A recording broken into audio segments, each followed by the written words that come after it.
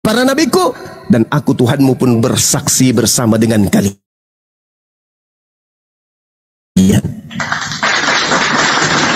Makanya masuk Islam itu persaksian. Para nabi di masa praeksistensi saja bersaksi bahwa tiada Tuhan selain Allah dan Nabi Muhammad adalah Rasulullah. Maka kami umat Islam pun harus melakukan syahadatain. Untuk masuk ke dalam Muslim, menjadi Islam, menjadi Muslim, maka kami harus mempersaksikan itu. Para nabi aja bersaksi, malaikat aja bersaksi, Allah pencipta langit dan bumi aja bersaksi, apatah lagi kita sebagai umat manusia. Ingkar terhadap dua syahadatain ini, maka kita jatuh kepada kekafiran. Ingkar terhadap keinginan pencipta kita.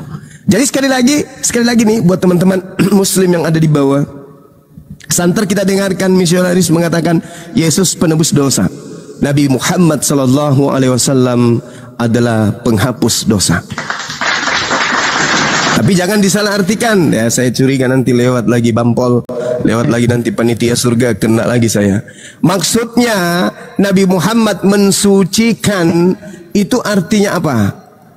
Nabi Muhammad mengajarkan hambanya bagaimana, umatnya, hamba Allah, bagaimana caranya menghapuskan dosa-dosa mereka. Umat Islam dituntun, umat Islam kemudian diajarkan. Saya kasih legalitasnya. Misalnya umat Islam mati dalam keadaan membawa dosa selain daripada kesyirikan, maka Allah mengatakan apa dalam Al-Quran?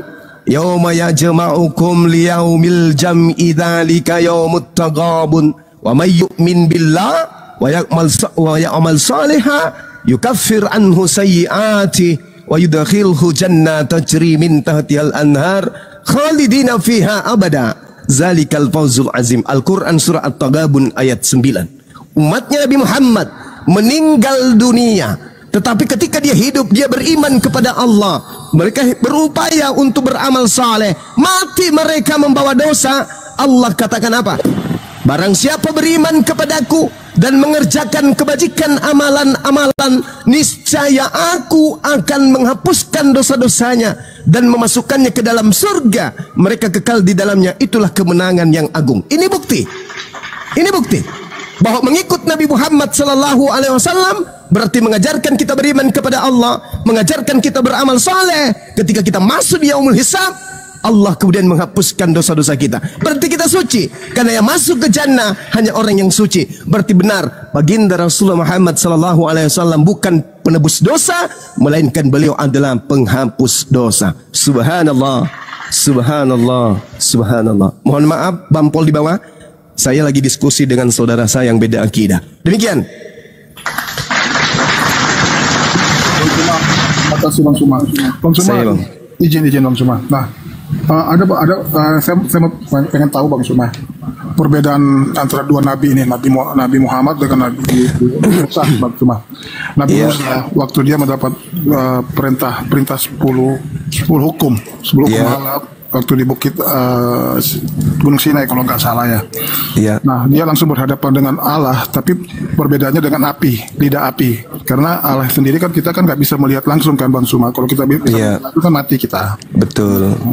Nah, tapi Nabi Muhammad mendapat wahyu itu dari Jibril dan dari mimpi Bang Zuma. Nah, perbedaannya apa begitu Bang Suma? Tidak seperti Nabi Musa lah langsung berhadapan dengan Allah gitu Bang Musa. Izin Bang Musa. Iya. Jadi gini kawan. Allah Subhanahu wa taala berfirman di dalam Al-Qur'an untuk meneguhkan dirinya kemudian terkait dengan pengajaran pewahyuan, proses pewahyuan. Di dalam Al-Qur'an dikatakan, a'udzubillahi minasyaitonirrajim, wa ma kana li basharin ayyukallimahu Allahu illa wahya aw min wara hijab aw yursila rasulan fayuh hiya bi iznihi ma yasha innahu aliyun hakim. Tidak patut bagi manusia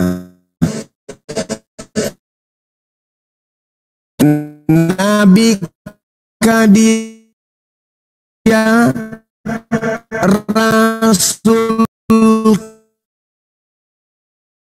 dia, atau siapapun dia, tidak patut bahwa Allah akan berbicara langsung kepadanya kecuali taraan wahyu.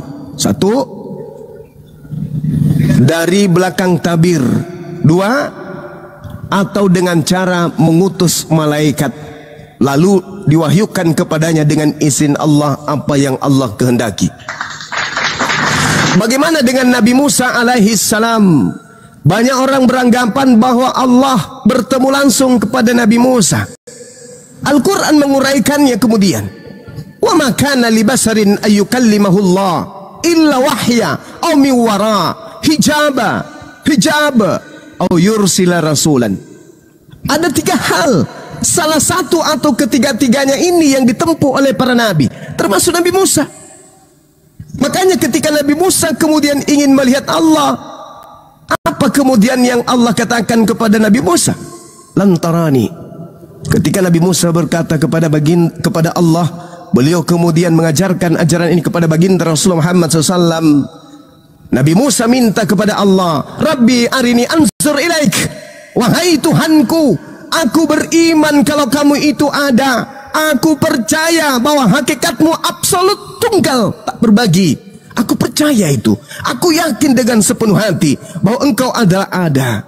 Tapi ya Rabb, izinkan aku ingin melihatmu. Aku ingin melihatmu. Dikau engkau yang maha kuasa, yang maha perkasa, yang maha luar biasa, yang menghidupkan dan mematikan. Yakin aku dengan sepenuh hati engkau itu ada. Tapi aku nabimu, aku Nabi Musa, pingin melihatmu. Arini ansur ilaik. Aku ingin melihat engkau. Aku ingin lihat kamu itu seperti apa adanya. Dirimu itu bagaimana adanya. Kemudian Allah menjawab. Ketika Nabi Musa meminta itu, Allah kemudian tidak ingin mengecewakan Nabi Musa alaihissalam. Apa kata Nabi Musa? Lantarani. Kamu tidak akan sanggup melihat aku Musa. Kau tidak akan mampu melihat aku. Tapi karena Allah tidak mau mengecewakan Nabi Musa, setelah kemudian Nabi Musa kagum sekagum-kagumnya selama di Gunung Tursina, melihat batu-batuan, air yang mengalir di lereng-lereng yang indah, bergantinya siang malam, burung-burung yang terbang sana sini. Lalu Allah berfirman kepada Nabi Musa, walakin inzur ilal jabal fa in istaqarra makanahu fasawfa tarani.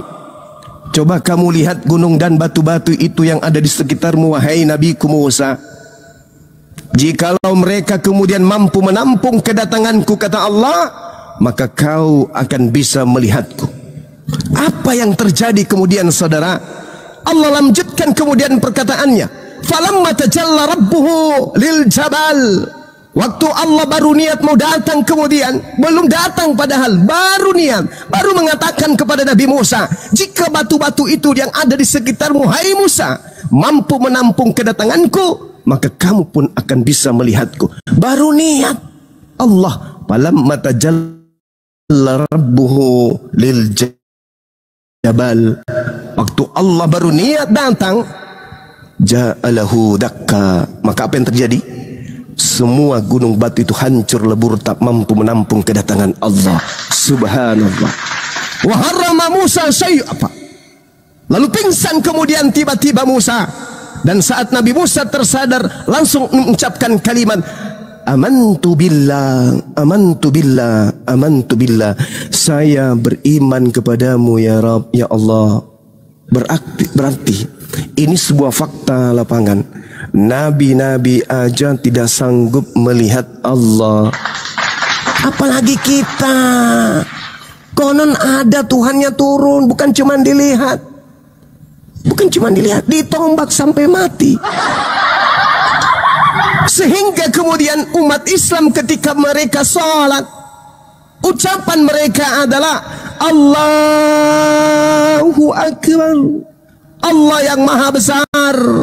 Akbar ini artinya siqah mubalaghah dalam Islam, sesuatu yang melampaui batas, maha besar.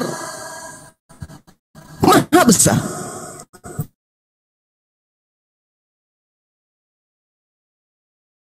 Sidadah, 7 lapis langit yang kokoh. Kemudian Allah mengatakan, Dia menciptakan langit bersusun.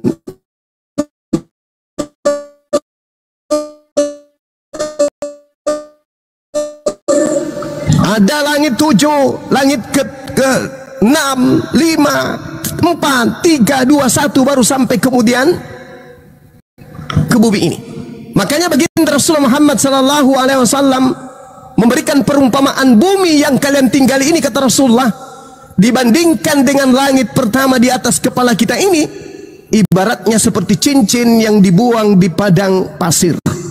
Jadi kita tidak akan mampu dan tidak akan pernah bisa melihat ujungnya langit, karena kita sangat kecil, dan ini terbukti secara fakta, secara ilmiah. Kita tahu bahwa miliaran bintang-bintang di atas kepala kita ini jaraknya menurut ilmuwan kisaran miliaran tahun untuk sampai ke bumi, dan sekian miliar kali lebih besar daripada bumi itu sendiri, yang mana bumi ini berada di dalam naungan langit pertama. Kita manusia tak akan mampu memegang langit ini dengan tangan, karena dari bumi saja ya kita pelajari dulu ya. Kita pelajari dulu bagaimana Pluto jaraknya 260 apa 270 tahun, kemudian jarak perjalanan. Nggak bakal bisa kemudian ada astronot dikirim ke sana, pasti mati di tengah jalan. Pasti mati. Nggak mungkin bisa. Makanya baginda Rasul Muhammad sallallahu alaihi wasallam di atas langit pertama ini, kemudian ada langit kedua, yang kemudian ketika digabungkan antara langit pertama dengan bumi, digabung luasnya antara langit pertama dan bumi, maka langit kedua ini kemudian melihat ke bawah. Langit pertama dan langit kedua ini hanya seperti cincin yang dibuang di padang pasir. Begitu juga kemudian langit ketiga memandang kepada langit kedua. Kalau digabungkan dengan langit pertama, digabungkan dengan bumi, di langit ketiga melihat ke bawah itu, 3 benda di bawahnya itu hanya seperti koin yang dibuang padang pasir, hanya seperti cincin. Begitu seterusnya sampai ke langit keempat. Jadi bumi digabungkan dengan langit kedua, langit ketiga, langit keempat, langit kelima, langit keenam, dibandingkan langit ketujuh, itu seperti koin dibuang di padang pasir. Dan langit yang luas ini dipenuhi kemudian oleh makhluk Allah yang bernama malaikat. Jadi bagaimana mungkin kemudian Nabi berbicara langsung, dalam arti kata tanpa kemudian perantara? Tidak mungkin. Makanya Al-Quran mengatakan itu, wa ma kana li basarin ayyukallimahullah illa wahya aw min wara hijab aw yursila rasulan. Tidak mungkin, mustahil. Kalau orang Kristen, mohon maaf, orang Kristen mengatakan Nabi Musa berbicara langsung kepada Allah tanpa tabir, itu bullshit. Itu sebuah kebohongan. Nabi Musa justru diceritakan dalam Kisah Para Rasul 7 nomor 35. Beliau kemudian menerima wahyu melalui perantaraan malaikat. 38. Beliau Nabi Musa menerima kemudian firman melalui malaikat. Kemudian di data 58-nya, 53-nya juga dikatakan bahwa Nabi Musa menerima firman dari malaikat. Innani anallah la ilaha illa ana. Allah yang berfirman langsung melalui perantaraan 3 hal tadi. Tabir, kemudian wahyu, dan kemudian mengutus malaikat. Makanya kalau dalam Al-Quran itu Allah mengatakan, dan aku menyeru Musa melalui di balik sebuah pohon.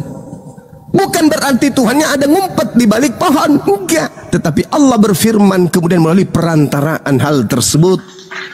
Nah, ini yang biasa disalahartikan oleh saudara-saudara kita. Jadi Tidak ada seorang nabi yang pernah kemudian bertatap langsung tanpa perantara. Ada yang melalui wahyu. Wahyu itu langsung dari Allah ke hati seorang nabi. Ada yang melalui tabir seperti yang dialami kemudian Nabi Musa. Kalau wahyu seperti yang dialami oleh Nabi Ibrahim alaihissalam. Kalau diutus malaikat sama seperti yang dialami oleh baginda Rasulullah Muhammad sallallahu alaihi wasallam. Demikian sementara, silakan. Ya, Bang Suma. Terima kasih Bang Suma. Sama-sama, Bang. Izin Bang Suma, bisa lanjut sebentar Bang Suma? Nggak lama. Silakan. Iya. Paling cuma 15 menit lagi Bang Suma. Oke. Nah, dari selama Nabi Muhammad hidup itu Bang Suma itu kan masjid belum ada. Izin Bang Suma.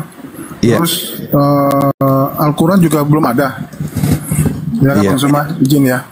Nah, itu yang menciptakan mohon maaf sebentar Bang Zuma dengan Babe. Gimana? Mengingat dan menimbang, mungkin waktu juga masih panjang dan saya sudah konfirmasi ke Ustadz Sugi juga meminta waktunya sebentar inspirasi karena ada yang mau bersyahadat satu keluarga. Ya, mungkin semuanya penting ya Bang Zuma ya. Tetapi semuanya sudah saya pikirkan, saya mengambil kebijakan supaya semuanya bisa berjalan gitu Bang Zuma. Bagaimana Bang Zuma? Ya nggak apa-apa, inspirasi dulu nggak apa-apa. Iya, kebetulan tadi memang sudah jadwalkan sih, diinfokan, cuman saya nggak enak aja teman-teman menunggu di sini saya lama. Nggak apa-apa Bang Zuma, ini saya memang menunggu jeda narasi dari Bang Zuma untuk menyampaikan ini. Di belakang ini saya konfirmasi dengan guru-guru kita. Ya insya Allah kami menyadari atas kesibukan semuanya, pastinya membutuhkan juga Bang Zuma untuk hadir di sana, begitu Bang Zuma. Ya. Perkara nanti kita Bang Zuma kesini lagi, Bang Babe standby aja. Perkara Bang Zuma kesini lagi, intinya Bang Zuma biar mengkondisikan dulu di inspirasi, di Komal Inspirasi, supaya semuanya itu bisa berjalan dengan semestinya, begitu Bang Zuma. Insya Allah. Iya, oke. Oke, Bang Zuma silakan Bang Zuma. Silakan. Baik, kawan baik. Mohon saya maaf, mau Bang izin. Zuma, ini saya terpotong narasinya jadinya. Gak apa-apa. Gak apa-apa. Mohon maaf. Gak apa-apa. Oke, saya turun dulu ya. Saya juga ke inspirasi, saya lihat ya. Boleh Bang, boleh. Oke. Makasih. Siap untuk saudara-saudaraku yang di sini, jangan merasa gimana-gimana, biar semuanya berjalan. Guru kita pastinya dibutuhkan dengan saudara-saudara kita yang lain. Bukan berarti di sini saya memotong apa yang dibicarakan, tetapi semuanya kita harus sesuai dengan apa yang dirundingkan di belakang juga gitu. Silakan Bang Zuma untuk ini ditunggu di sana. Masya Allah di sana. Terima kasih Bang Erwin. Masya Allah. Teman-teman saya, sahabat-sahabat saya yang ada di sini, guru-guru saya izin sejenak. Jika memungkinkan kembali nanti saya akan ke sini. Ya.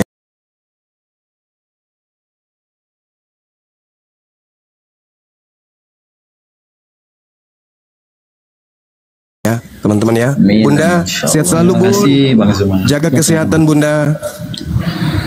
Kiranya Allah senantiasa melindungi yang ya.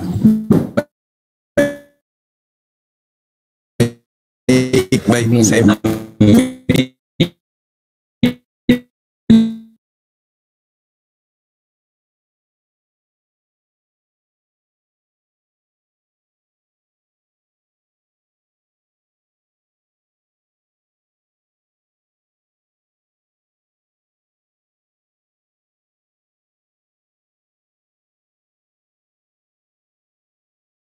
sementara ya. Assalamualaikum.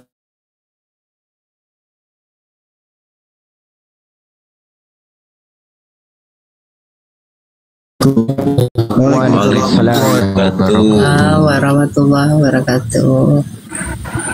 Masya Allah. Aduh, gimana ini Bunda juga dua natur ini. Gimana ya, ceritanya? nggak apa-apa ya, mohon maaf ya.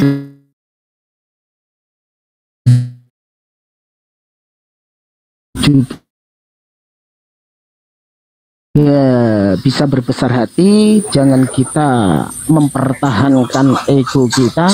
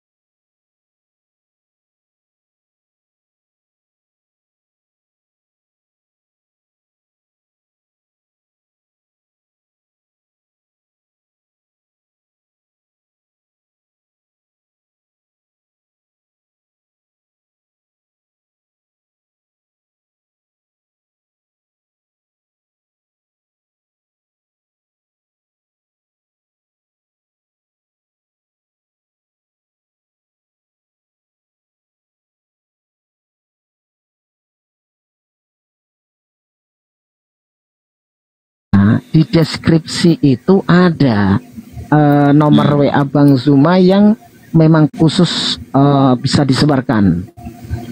Itu ada di deskripsi YouTube saya itu. Tapi nantilah tak kasih, kalau segiranya di WA yang ini nggak bisa, nanti yang satunya ada.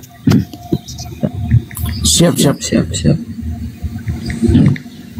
Silakan pencerahan Bang Felix apa yang disampaikan. Bang Ando sudah makan belum, Bang?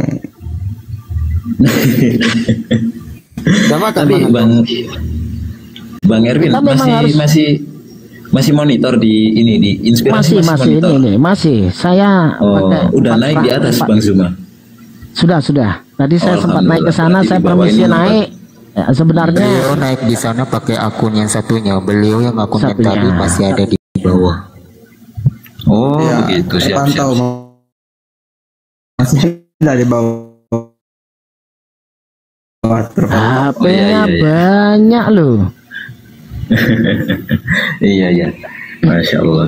Jadi saya gini, Pak Ustadz Felix ya, saudaraku yang lain ya. Saya itu ingin Nabi Jambi ini memberikan salah satu contoh ya. Salah satu contoh bagaimana cara kita menyampaikan satu penyampaian kebenaran Islam, dan bagaimana kita menyikapi sesama muslim, dan bagaimana kita bersikap pada saat ada kala-kala seperti ini. Gitu. Ada orang-orang tertentu yang kadang-kadang itu masih bertahan dengan egonya. Nah, kita kasih contoh seperti ini. Supaya apa? Supaya tidak mengutamakan kepentingan kita sendiri bila ada kepentingan yang kita anggap juga lebih penting dari itu. Gitu. Izin Bang Erwin, saya kira tadi mereka yang komen itu oten-oten untuk mengalihkan perhatian setelah satu komen menyebut nama Ulan, karena kebetulan saya juga ada di room mualaf cerdas tadi. Nah, saya mulai ragu nih, kayaknya benar nih. Cuma nggak ada fasilitas mau lihat ke akun sebelah kan. Ngapain nggak ngomong dari tadi? Kalau mau ngomong kan lihat cantiknya orang kan bisa nih ya kan? Ya Allah. Nah, coba besarkanlah. Kita lihat mualaf itu kan. Ini Masya kan yang mau dilihat ini kan Bang Parnadi kan? Subhanallah. Iya, dia tadi di tempat Bang itu sama saya turun tadi tuh. Mau dikasih suaranya? Tergantung.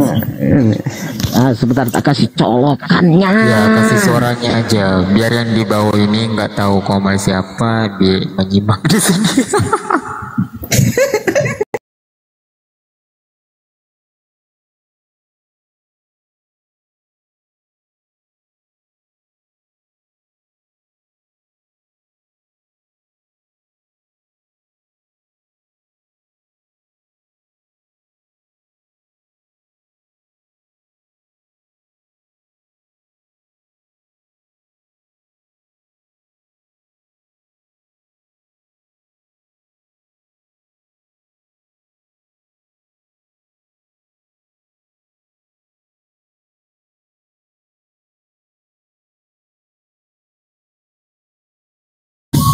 Yang Maha Pengasih, yang Maha Pengasih, lagi Maha Penyayang, lagi Maha Penyayang.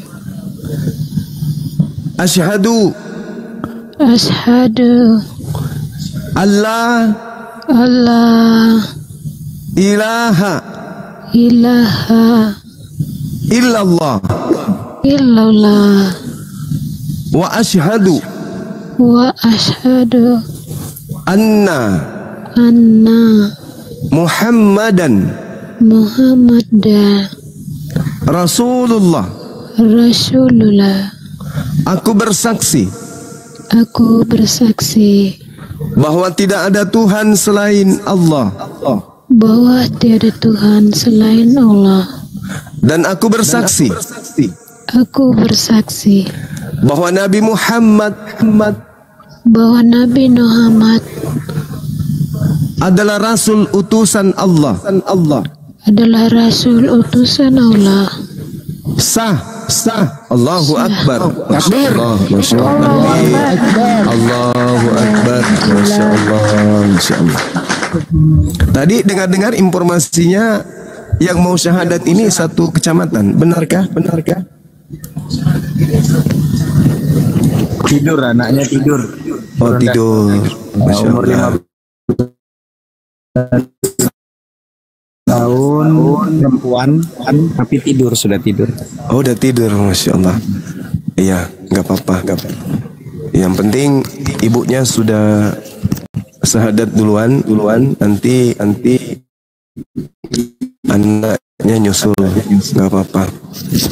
Kemudian sebelum didoakan oleh Ustadz kita, Mbak Ulan bisa ngikuti saya sekali lagi?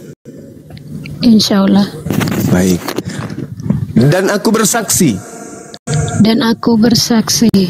bahwa Yesus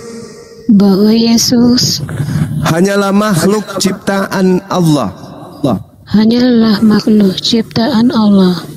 Allahu Akbar. Sah. Allahu Akbar. Allahu Akbar.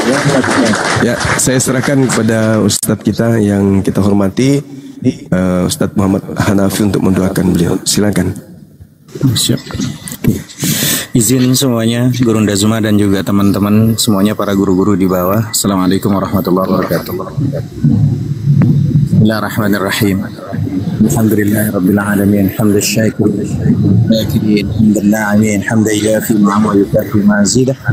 Ya Rabbana lakal hamdu lakal syukru kama yanbaghi li jalali wajhika azim sultanik. Allahumma salli wa sallim wa barik ala sayyidina Muhammadin salatan tunjina biha min jamil ahwali wal afat. Takbilana ya Allah biha jami'al hajat. Ya Allah, kabulkanlah ya Allah dari segala hajat-hajat kami semua ya Allah yang hadir saat ini ya Allah di Qamal ini. Wa takdilana ya Allah biha jami'al hajat. Wa takdilana ya Allah biha jami'al hajat. Wa tutahhiruna biha min jami'is sayyi'at, tarfa'na bi andaka 'ala darajat, wa tuballighuna bi aqsal ghayati min jami'il khairat fil hayati wa ba'dal mamat. Allahumma rabbana zalamna anfusana wa illam taghfir lana wa tarhamna lanakunanna minal khasirin. Rabbi ighfir lana wa li walidayna warhamhuma kama rabbawna shaghira. Rabbi ighfir lana wa li abaina wa li ummahatina wa li azwajina wa li auladina wa li ajdadina wa jaddatina wa abnaina wa banatina wa ikhwanina wa akhwatina wa khalatina ammatina asdiqaina wa akribaina wa li ustadina wa li ustadi ustadina wa li jami'il muslimin wal muslimat wal mu'minin wal mu'minat al ahya'i minal amwat. Ya Allah ya Tuhan kami, Kaulah salah satu-satunya ya Allah. Allah memberi petunjuk kepada orang-orang yang sedang bingung ya Allah. Berikan kami petunjuk ya Allah dari apa-apa yang kami rasakan hari ini, detik ini ya Allah. Ya Ghiyasal Mustagisi, Maha penolong orang-orang yang meminta tolong kami ya Allah. Allahumma ghafir li ummati Sayyidina Muhammad. Ya Allah, ampunilah umat baginda Nabi Muhammad. Allahumma arham umat Sayyidina Muhammad. Allah sayangilah umat baginda Nabi Muhammad. Allahumma astur umat Sayyidina Muhammad. Ya Allah, tutuplah aib-aib dan kesalahan umat baginda Nabi Muhammad. Allahumma jibur umat Sayyidina Muhammad. Allah, ya Allah, hiburlah kesedihan umat baginda Nabi Muhammad. Allahumma aslih umat Sayyidina Muhammad. Ya Allah, perbaikilah kondisi umat baginda Nabi Muhammad. Allahumma afi umat Sayyidina Muhammad. Ya Allah, sehatkan dan afiatkanlah ya Allah umat baginda Nabi Muhammad. Allah mahfaz umat Sayyidina Muhammad. Ya Allah, jaga dan rawatlah ya Allah kami semua ya Allah, para guru-guru kami semua ya Allah, termasuk umat Nabi Muhammad ya Allah. Allahumma ghafir li ummati Sayyidina Muhammad maghfiratan 'ammatan ya rabbal alamin. Allahumma farrij 'an ummati Sayyidina Muhammad farajan 'ajilan ya rabbal alamin. Allahumma syrah bil Qur'ani sudurana. Ya Allah, luaskan dada kami dengan Al-Qur'an. Mudahkan urusan kami dengan Al-Qur'an. Ya Allah ya Tuhan kami, pada sisa umur kami semua ya Allah, jadikanlah kami orang-orang yang mencintai Al-Quran, yang hafizah Quran, faqih Al-Quran, mampu menjalankan jalan Al-Quran, dan pada akhirnya kami semua ya Allah memiliki anak keturunan hafizah Quran, dan juga pasangan-pasangan yang mengerti, yang paham Al-Quran, dan akhirnya kami memiliki keluarga besar yang dicintai Al-Quran, mendapatkan syafaatnya Rasulullah dan syafaatnya Al-Quran di yaumil uzman. Allahumma rabbana hab lana min azwajina wa dzurriyyatina qurrata a'yun waj'alna lil muttaqina imama. Rabbana atina fid dunya hasanah wa fil akhirati hasanah wa qina adzabannar. Wa sallallahu ala sayyidina Muhammadin nabiyil ummi wa ala alihi washabihi wasallam. Da'wahum fiha subhanakallahumma wa tahiyyatuhum fiha salam wa akhiru da'wahum alhamdulillahi rabbil alamin. Bismillahil Fatihah. أعوذ بالله من الشيطان الرجيم بسم الله الرحمن الرحيم الحمد لله رب العالمين الرحمن الرحيم مالك يوم الدين إياك نعبد وإياك نستعين اهدنا الصراط المستقيم صراط الذين أنعمت عليهم غير المغضوب عليهم ولا الضالين آمين. Demikian Allah Ta'ala. Silakan dilanjutkan Bunda saya.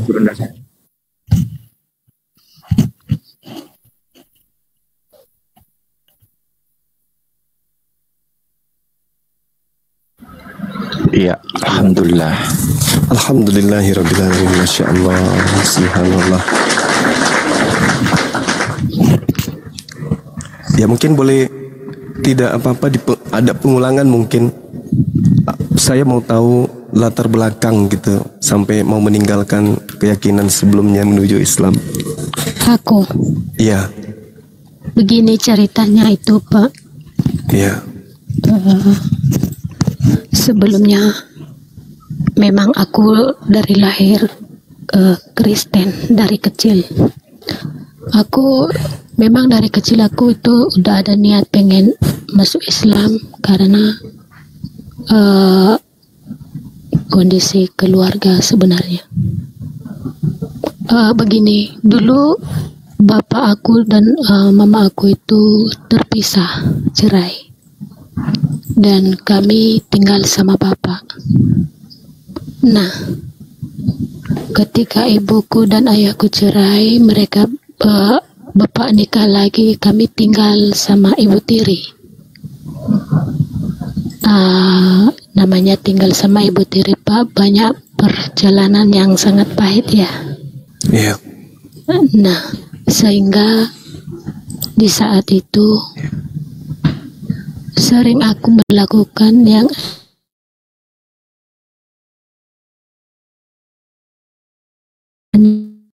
aneh-aneh. Pernah aku melakukan mengakhiri hidup. Pokoknya banyak yang aku lakukan yang terwujud.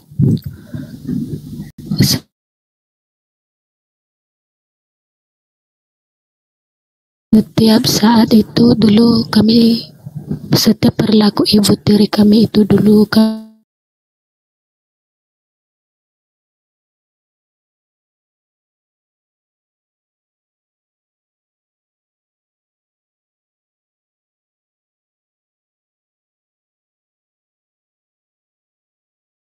bila nggak lama kemudian ibu tiri itu meninggal. Setelah ibu tiri itu meninggal, lalu ayah nikah lagi.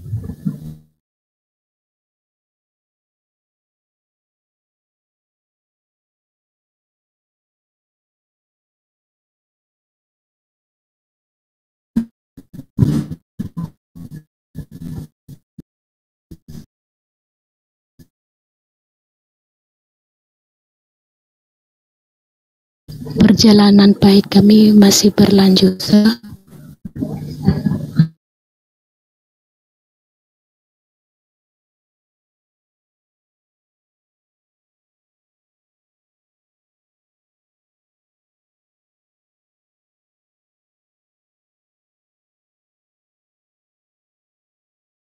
Dan ketika ayah pun berkata seperti itu, aku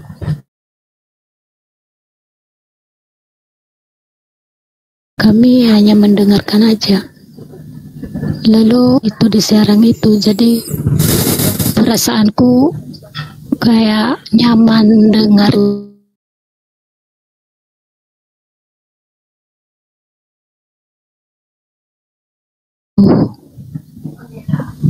Sempat ku bilang sama kawanku, aku pengen